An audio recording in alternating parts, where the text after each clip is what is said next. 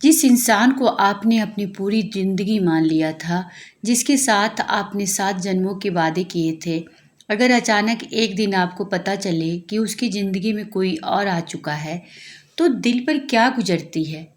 वो एक पल ऐसा लगता है जैसे पैरों तले ज़मीन खिसक गई हो। सांसें थम जाती है, दिमाग काम करना बंद कर देता है और समझ नहीं आता कि रोएं, चिल्लाएं या सब कुछ ख़त्म कर लें।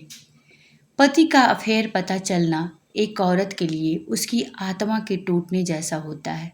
लेकिन इस भयानक मोड़ पर लिया गया आपका एक गलत कदम आपकी पूरी ज़िंदगी बर्बाद कर सकता है।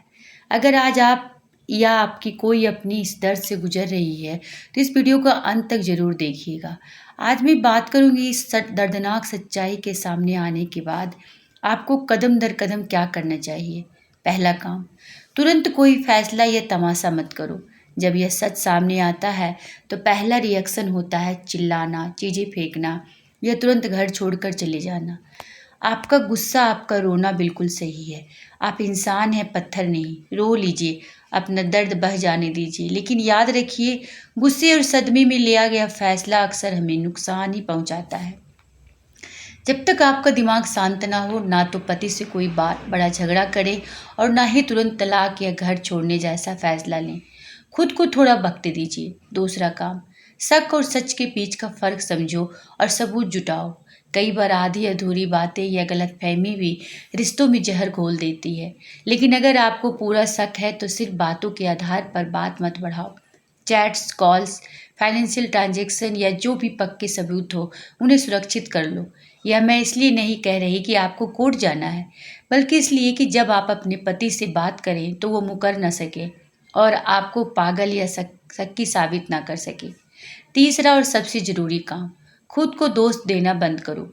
अक्सर जब पति का अफेयर सामने आता है तो औरतें सोचने लगती हैं, मुझ में ही कोई कमी रह गई होगी, शायद मैं सुंदर नहीं रही, शायद मैं उनका ख्याल नहीं रख पाई। गला दबाकर मार दीजिए इस सोच को। धोखेबाजी सामने वाले की नीयत और चरित्र की कमी होती है, आपकी नहीं। अगर रिश्ते में कोई समस्या थी भी तो आज की बात को जा सकती थी। धोखा देना कोई हल नहीं था, इसलिए अपनी आत्मा को कोसना बंद कीजिए। चौथा काम, शांत रहकर आमने सामने बात करो।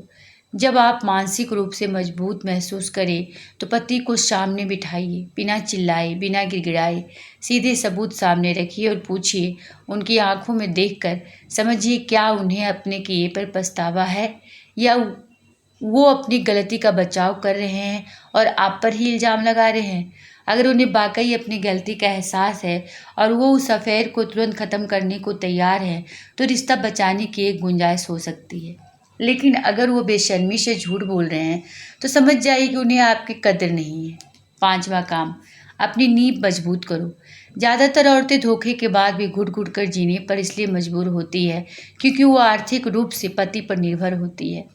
अगर आप वर्किंग है तो बहुत अच्छी बात है, लेकिन अगर आप होम मेकर हैं तो अपनी आर्थिक आज़ादी के बारे में सोचना शुरू कीजिए। अपने परिवार या भरोसेमंद दोस्तों को इस बात में शामिल कीजिए। अकेले इस बोझ को उठाने की ज़रूरत नहीं है। आखिर में फैसला सिर्फ आपका होगा।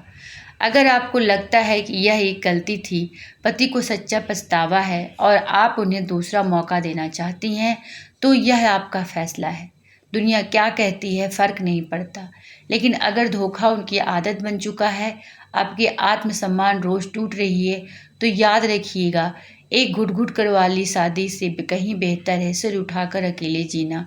आप कमज़ोर नहीं हैं, यह एक मोड़ है, आपकी ज़िंदगी का अंत नहीं। अगर इस वीडियो ने आपके दिल को छुआ हो या आपको थोड़ी भी हिम्मत दी हो तो इसे शेयर ज़रूर करें। कमेंट में लिखकर बताएं, क्या ऐसे इंसान को माफ़ कर देना या रिश्ता ख़त्म कर लेना चाहिए? अपनी राय ज़रूर दें और अगर वीडियो अच्छी लगी हो तो वीडियो को लाइक और चैनल को सब्सक्राइब ज़रूर करें। धन्यवाद।